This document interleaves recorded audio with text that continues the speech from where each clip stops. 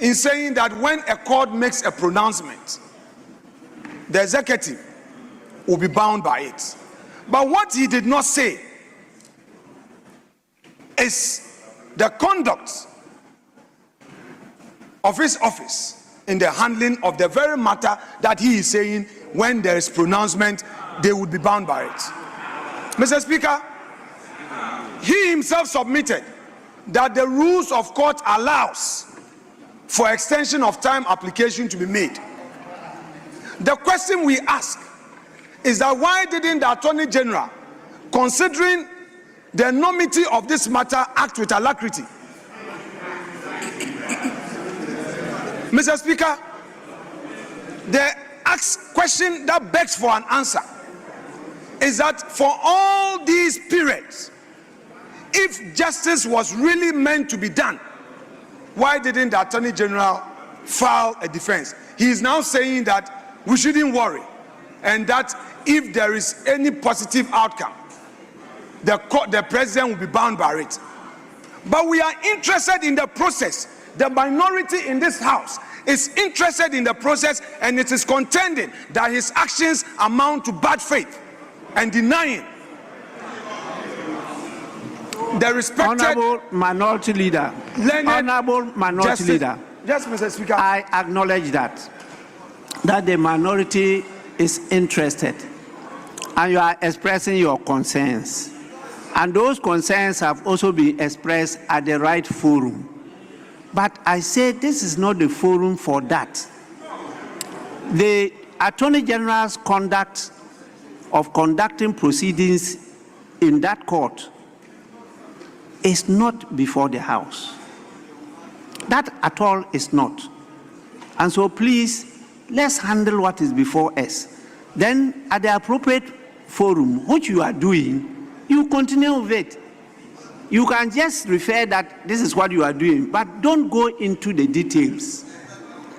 Speaker, with respect, Mr. Speaker, just place my time on ice for us to interrogate this preliminary matter. Mr. Speaker, well, I will leave it to you, but I would want to learn. Mr. Speaker, in my submission, I was responding to the Attorney General. These are facts that he has made known to the House. So I was responding to his own argument. I was not saying anything new. It is what he said that I was referring to. But if you say I shouldn't delve deep into it. I stopped him. Mr. Speaker, very well. I stopped him. Very well. And I said he should come back to the subject matter on the floor. Very well.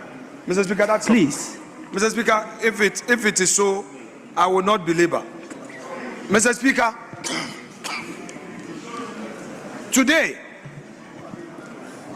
our colleagues who vehemently opposed just 2 nominations to the Supreme Court, and when they had the opportunity, they brought 7.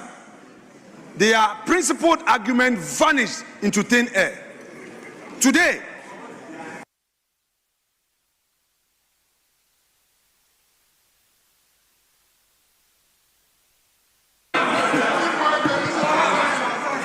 Mr. Speaker, when our friends in the NDC argued against 2 nominations to the Supreme Court, when they had the opportunity, they brought 7 at a go. Today, the same people who opposed this nominee in 2008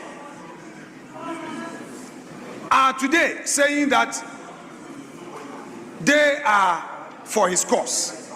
Mr. Speaker, we leave everything to posterity. Every single thing that we are witnessing in this house is for posterity. But we believe as minority that in spite of all that is happening, which happenings is affecting the rights of a citizen,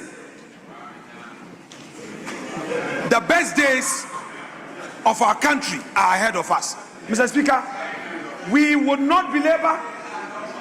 We maintain our opposition to this nomination, and we reject same, and we are going to demand a secret ballot to reject this. We are going to demand a secret ballot to vote, to let Hansard record our opposition. Mr. Speaker, we know that there are members who have their own views and would want to exercise their right when there is secret ballot. We, the minority, are going to invoke that so that we take a secret ballot to register our dissent on this matter. Mr. Speaker, I wouldn't exhaust the 15 minutes. I will submit here to and then leave the matters to rest. Thank you so much.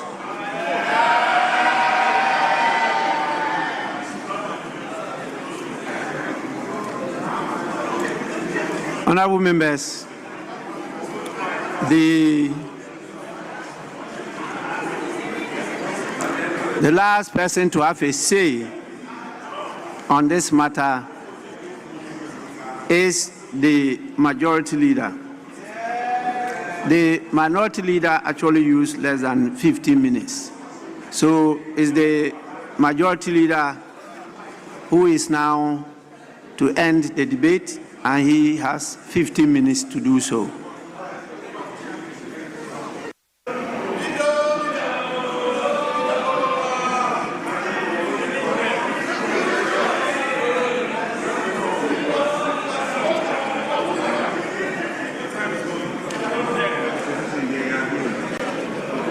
Mr. Speaker, mine is a very brief one.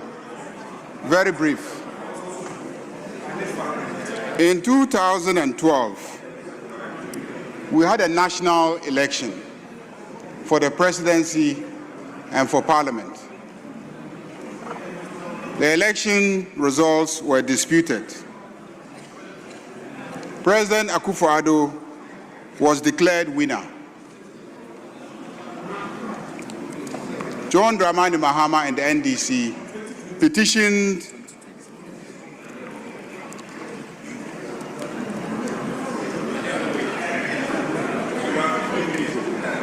President John Dramani Mahama was declared winner.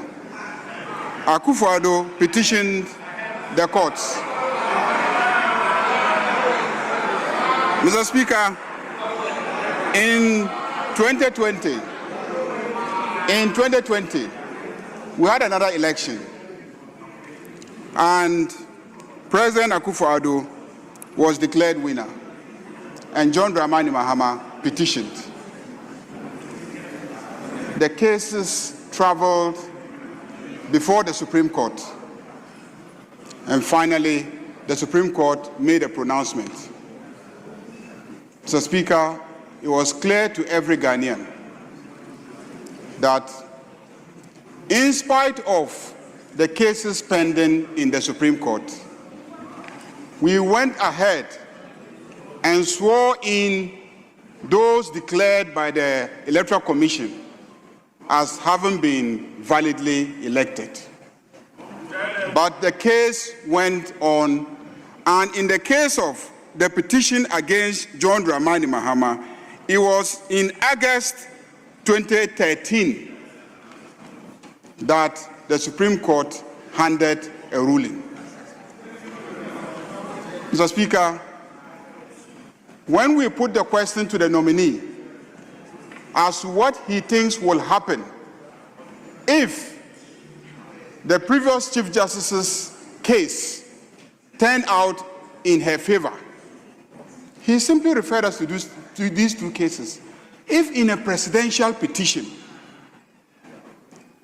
we are convinced that if the ruling goes against a sitting president, that person will vacate the seat so that the winner will take over. Why would we entertain doubt that if a Chief Justice who has left office gets a ruling in her favor, that the sitting Chief Justice will not give way so that the decision of the Supreme Court will be enforced? So the answer is simple. We have to proceed. And when the decisions of the courts come, and the implications are that what has happened should be reversed. The Chief Justice nominee said he is ready to give way, and whoever the courts declare in favor of will come and occupy the post of Chief Justice. So there's no problem. Mr. Speaker, the second issue about the listing of cases was put to the nominee, and the nominee explained that he, as acting Chief Justice, is not responsible for listing cases. So if the minority's position was that some cases hadn't been listed, then that is a matter for the registry, because as an acting Chief Justice, the Chief Justice normally empanels the court when the registrar indicates that all the processes had been concluded, and then we had reached a stage where we would need to empanel a court. So he wasn't responsible for cases not listed.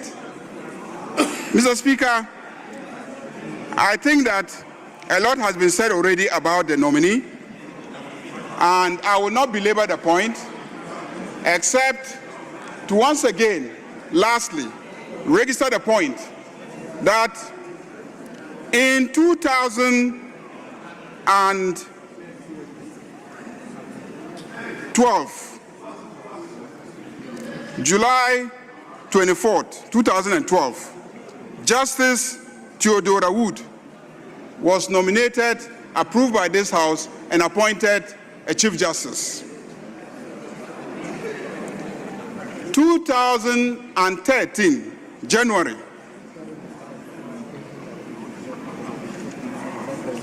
President John Evans Atta Mills, under the NDC, became president. He coexisted amicably with Justice Theodora Wood, who was appointed by President Kufuor under the MPP. Mr. Speaker, again, on 24th of July, 2012, when we lost the president, John Dramani Mahama took over as the president, and he coexisted amicably with Justice Theodora Wood, who was appointed by President Kufuor, an NPP president. What is my point? My point is simple, that the NDC under President Atta Mills and under the current president, John Dramani Mahama, has coexisted peacefully with a Chief Justice appointed by the MPP. So, Mr. Speaker, let me conclude by saying that my colleagues have already argued and given reasons why we should approve the nomination to the post of Chief Justice, because essentially he qualifies under Article 1284 of the Constitution, has been a judge for 30 years, overly qualified, has been a Supreme Court judge for more than a decade and a half, and is now acting as the Chief Justice. Mr. Speaker, without saying more, I will just say that put the question and we will vote. Thank you, Mr. Speaker. Yeah.